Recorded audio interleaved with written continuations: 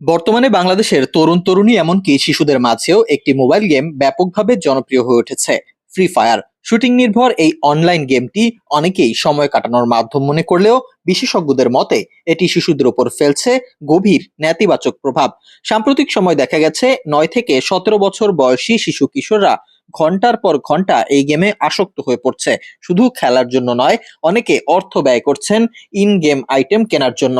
এমনকি মা বাবার অজান্তে বিকাশ বা নগদ থেকে টাকা খরচের অভিযোগও উঠেছে। মানসিক স্বাস্থ্য বিশেষজ্ঞদের মতে ফ্রি ফায়ার বা পাবজি টাইপের গেম শিশুদের মধ্যে আক্রমণাত্মক মনোভাব, অসহিষ্ণুতা এবং সহজে উত্তেজিত হয়ে পড়ার আচরণ তৈরি করে। এছাড়া অতিরিক্ত মোবাইল স্ক্রিনে তাকিয়ে থাকার কারণে চোখের সমস্যা, ঘুমের ব্যাঘাত ও মনোযোগের ঘাটতি হচ্ছে। সাম্প্রতিক সময়ে দেশের বিভিন্ন জায়গায় দেখা গেছে ছাত্ররা স্কুল থেকে পালিয়ে গেম খেলছে, বন্ধুদের সঙ্গে ঝগড়া বিবাদে জড়াচ্ছে কেবল গেমের কারণে। এমনকি খেলার সময় হেরে গেলে আত্মহত্যার ঘটনাও শোনা গেছে, যা অত্যন্ত উদ্বেগজনক। ফ্রি ফায়ার একটি অনলাইন ব্যাটল গেম যেখানে খেলোয়াড়কে অস্ত্র দিয়ে খেলোয়াড়দের হত্যা করতে হয়। এই সহিংস কন্টেন্ট শিশুদের মাঝে ধীরে ধীরে সহিংস আচরণকে স্বাভাবিক করে তোলে। অনেকেই বাস্তব জীবনে সমস্যার সমাধান খুঁজে নেয় হিংসায়, যা সামাজিক ও পারিবারিক জীবনে বড় বিপর্যয়ের কারণ হতে পারে। বিশেষজ্ঞরা বলছেন, শিশুরা যখন মোবাইলে ফ্রি ফায়ারের মতো গেম খেলছে তখন তাদের মস্তিষ্কে বিকাশে ব্যাঘাত ঘটছে।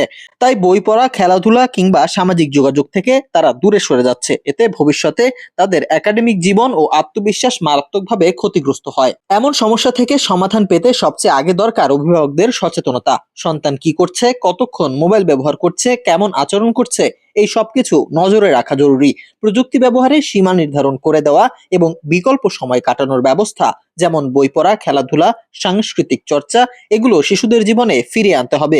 শিক্ষা প্রতিষ্ঠানে এ নিয়ে সচেতনতামূলক ক্লাস, সেমিনার আয়োজন এবং সামাজিক যোগাযোগ মাধ্যমে অভিভাবক ও শিক্ষকদের জন্য সচেতনতা বৃদ্ধির উদ্যোগ নিতে হবে।